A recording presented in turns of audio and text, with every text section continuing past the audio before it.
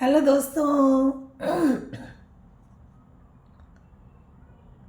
दोस्तों समय जब कैसा भी हो, शांत रहना सीख जाओगे।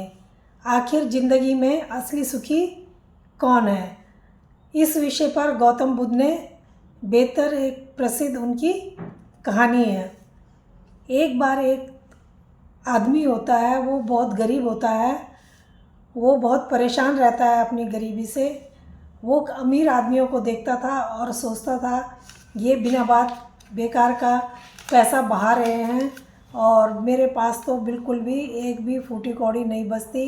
मैं खाने के लिए भी कभी कभी तरस जाता हूँ। एक बार वो भगवान से विनती कर रहा था, भगवान मुझे भी अमीर बना दो, मुझे भी इन लोगों की तरह ऐश करने का मौका मिले। वो ऐसे ही बैठा हुआ बोल रहा था, तभी वहाँ से गौतम बुद्ध निकल रहे थे। उन्होंने उस आदमी की बातें सुन ली। अब वो उस आदमी से पूछते हैं कि तुम इतने दुखी और परेशान क्यों हो?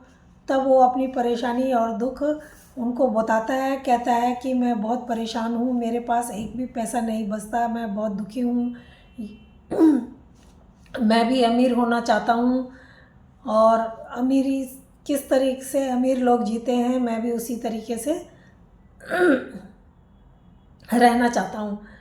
वो कहते हैं कि गौतम बुद्ध कहते हैं कि अच्छा, तुम अमीर होना चाहते हो, तुम दुखी हो, तो चलो मेरे साथ। वो उसको अपने साथ ले जाते हैं और एक अमीर आदमी के घर में उसको ले जाते हैं। जब वो अमीर आदमी के घर में उसको ले जाते हैं, देखते हैं दूर से ही, तो उसका जो महल था, उसका जो मकान था, वो बहुत महल के जैसा चमक रहा था। दूर से ही बहुत सुंदर लग रहा था। अंदर जाते हैं तो और भी अच्छा लगता है। वो गरीब आदमी अंदर जाके कहता है कि ये आदमी तो बहुत सुखी होगा, बहुत प्रसन्न होगा, बहुत आनंद से होगा। गौतम बुद्ध उस आदमी गरीब आदमी को उस अमीर आदमी के पास ले जाते हैं जिसका वो घर होता है। अब जब वहाँ पर जाते हैं तो गौतम बुद्ध उससे पूछते हैं, आदमी से, अमीर आदमी से, तुम बहुत सुखी होंगे, तुम बहुत आनंद से रहते होंगे।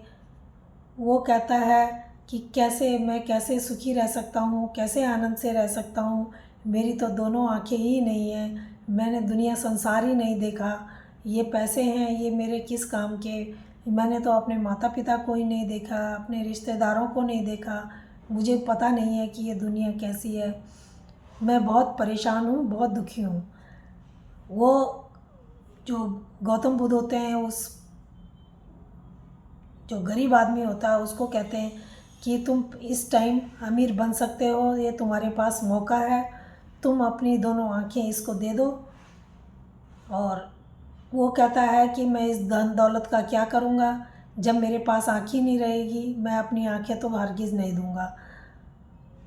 तो फिर वो वहाँ से चलते हैं और दूसरे एक अमीर आदमी के पास फिर उस गरीब आदमी को ले जाते हैं। जब उस दूसरे गरीब आदमी जब दूसरे अमीर आदमी के घर में पहुंचता है गौतम बुद्ध के साथ में, वहाँ देखता है कि उसका मकान तो उससे भी अच्छा है और उस अंदर जाके देखता है कि उससे भी ज़्यादा ठाट बाट है। वो कहता है ये तो ज़रूर सुखी होगा, इसके पास तो और भी ज़्यादा धन लगता है। तो गौतम बुद्ध उस आदमी से पूछते हैं कि तुम सुखी हो, तुम आनंद से हो? वो कहते हैं वो आदमी कहता है मैं कैसे सुखी रह सकता हूँ, मेरे तो दोनों हाथ ही नहीं हैं, बिना हाथों के मैं अपाहिज हो गया हूँ, कुछ कर नहीं सकता, मैं बहुत दुखी और परेशान हूँ।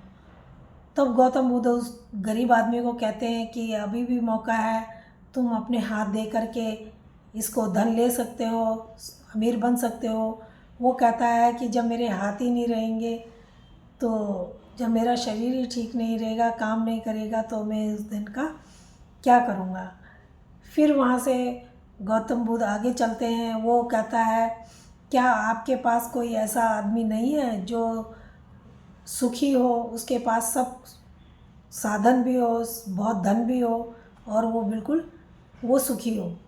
वो वहाँ से आगे चलते हैं। वो एक और जो अमीर आदमी होता है, सबसे उन दोनों से जो ज़्यादा अमीर होता है, खूब अच्छा, उसके घर एक महल के समान दिख रहा था, उस घर में उसको ले जाते हैं और वहाँ पर जा कर के वो जो उस घर के मालिक से मिलते हैं तो मालिक भी ठीक ठाक था, उसकी आंखें भी थी, हाथ भी थे, पैर भी थे।